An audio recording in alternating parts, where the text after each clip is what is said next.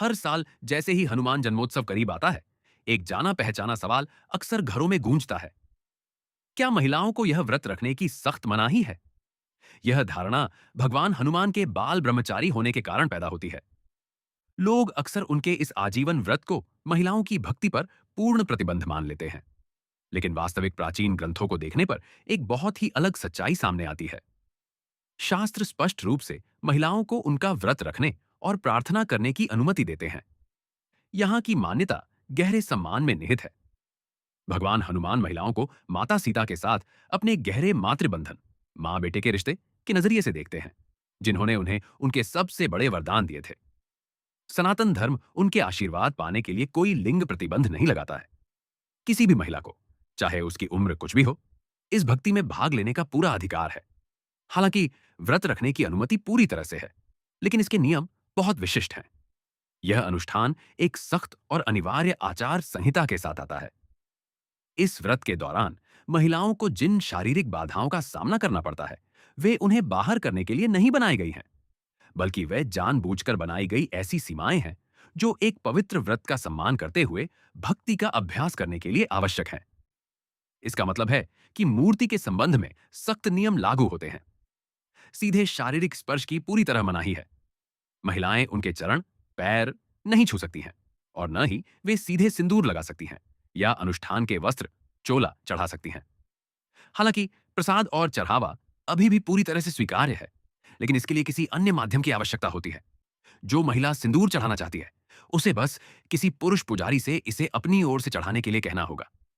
कपड़ों पर भी बिल्कुल यही तर्क लागू होता है।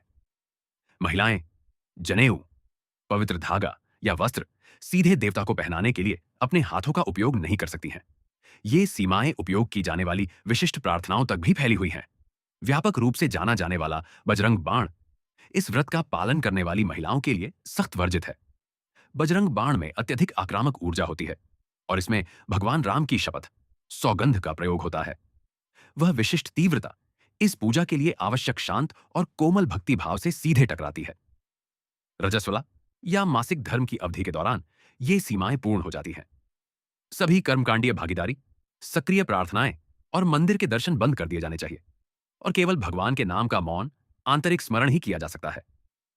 इन शारीरिक और कर्मकांडीय सीमाओं का पालन करने से देवता के आजीवन व्रत की पवित्रता बनी रहती है, जबकि भक्त की ऊर्जा विशिष्ट और अनुशासित सीमाओं के माध्यम से निर्देशित होती है।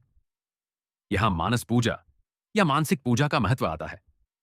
शारीरिक स्पर्श पर निर्भर रहने के बजाय अपने जुड़ाव की कल्पना करके एक भक्त अपने विश्वास के प्राथमिक साधन के रूप में अपने केंद्रित विचारों का उपयोग करता है। यह ध्यान रखना आवश्यक है कि ऊर्जा किन प्राथमिक मार्गों से होकर गुजरती है। यह एक पूर्ण पूर्व शर्त है। आपको भगवान राम और माता सीता की पूजा सबसे पहले करनी चाहिए, अन्यथा हनुमान जी की कोई भी प्रार्थना अधूरी रहती है। एक बार वह मार्ग स्थापित हो जाने पर स्वर आधारित भक्ति शारीरिक दूरी को पाट देती है।